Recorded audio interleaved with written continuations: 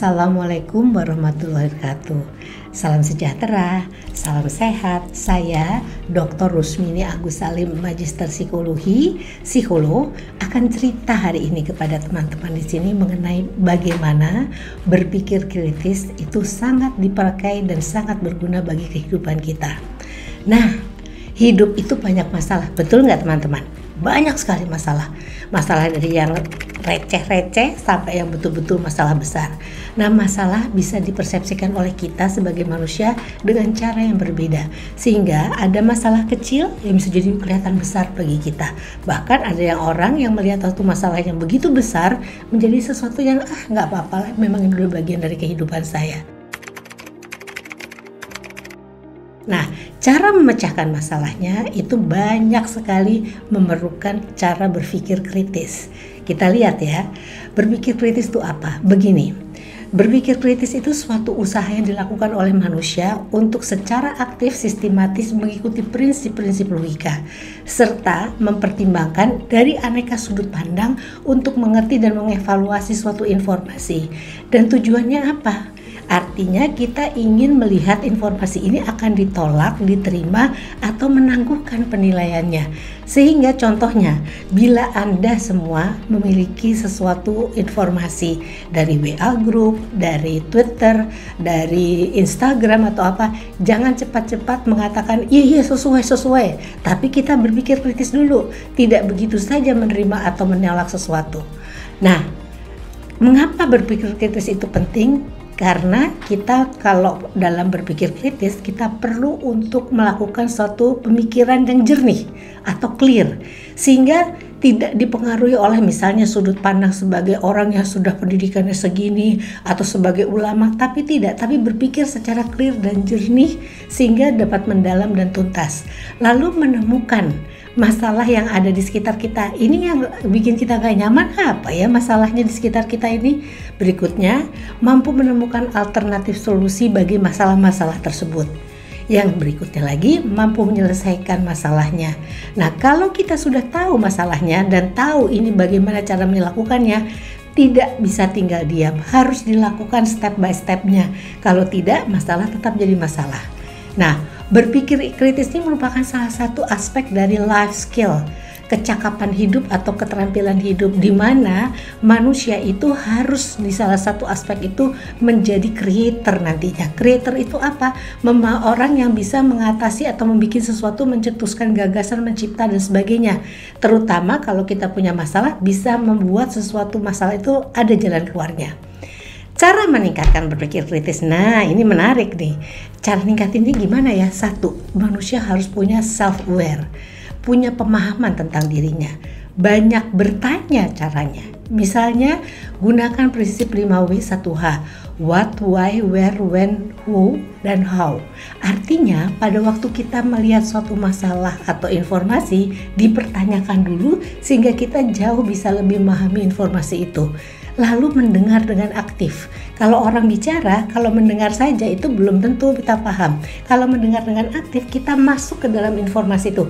Jadi tadi maksud kamu ini ya, contohnya seperti itu. Kita ulang pertanyaannya atau kita perdalam, itu mendengar dengan aktif. Lalu memperhatikan secara apapun yang ada, kemungkinan-kemungkinan yang ada di lingkungan kita. Oh, itu mungkin saja bisa terjadi karena ini. Kemungkinan-kemungkinan itu menjadi bahan informasi untuk kita nanti mengambil keputusan.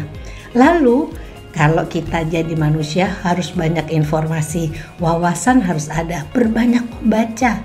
Kenapa? Karena untuk bisa membuat jadi creator, bisa menyelesaikan masalah, itu biasanya pakai belahan atau hemisfer kanan. Tapi hemisfer kirinya harus diisi. Karena apa? Itu amunisinya. Dengan cara seperti apa? Membaca. Kalau tidak ada pengalaman, nggak mungkin kita bikin loncatan-loncatan untuk bisa memecahkan masalah. Lalu berikutnya diskusi. Itu cara memasukkan informasi ke dalam diri kita, sehingga masalah itu bisa teratasi dengan baik.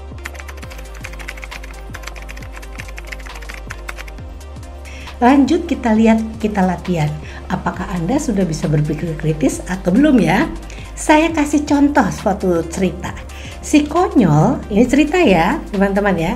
Si konyol telah dibunuh. Polisi mencurigai 6 tersangka pelaku pembunuhan, yang mana semuanya adalah penjahat. 6 tersangka itu telah diketahui bahwa semuanya berada di dekat tempat pembunuhan sekitar waktu terjadinya pembunuhan tersebut. Penjahat-penjahat itu mempunyai dorongan yang kuat agar si konyol terbunuh.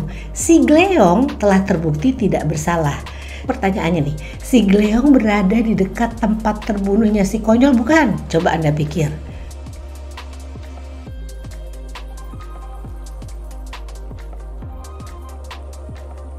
Nah, kalau jawaban Anda dikatakan Anda benar atau jawabannya salah, artinya Anda belum berpikir kritis karena tidak ada fakta yang menyebutkan informasi tersebut di tulisan tersebut. Nih, hati-hati, ini pelajaran ya, jadi kita jangan terima begitu saja. Oke, teman-teman. Masih ingat lagi kan cerita yang tadi tentang si konyol dan si Gleong? Nah, kalau pertanyaan gini, 6 orang penjahat telah diketahui bahwa mereka berada di sekitar tempat pembunuhan. Jawabannya benar atau salah?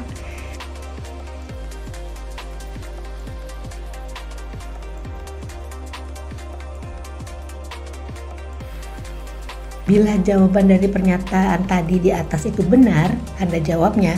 Jika Anda menjawab seperti itu dengan tepat, artinya Anda sudah kritis dan fakta yang sesuai dengan fakta yang ada. Berikutnya, kita coba lihat pertanyaan berikut nih. Contoh ya, si Gleong yang terbukti tidak bersalah. Hanya si Gleong yang terbukti tidak bersalah. Benar atau salah?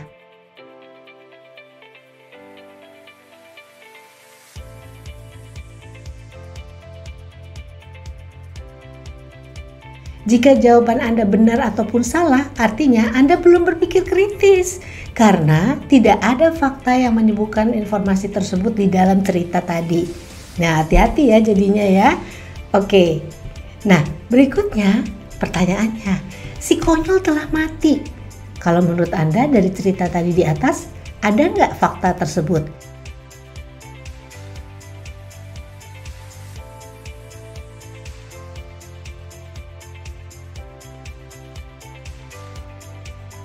Jika Anda menjawab dengan tepat, artinya Anda sudah kritis dan fakta itu sesuai dengan pernyataan yang ada di atas. Nah, pertanyaan berikutnya sesuai dari tadi dengan si konyol dan Gleong, kita tanya tentang si polisi. Polisi tidak mengetahui orang yang membunuh si konyol. Betul apa salah?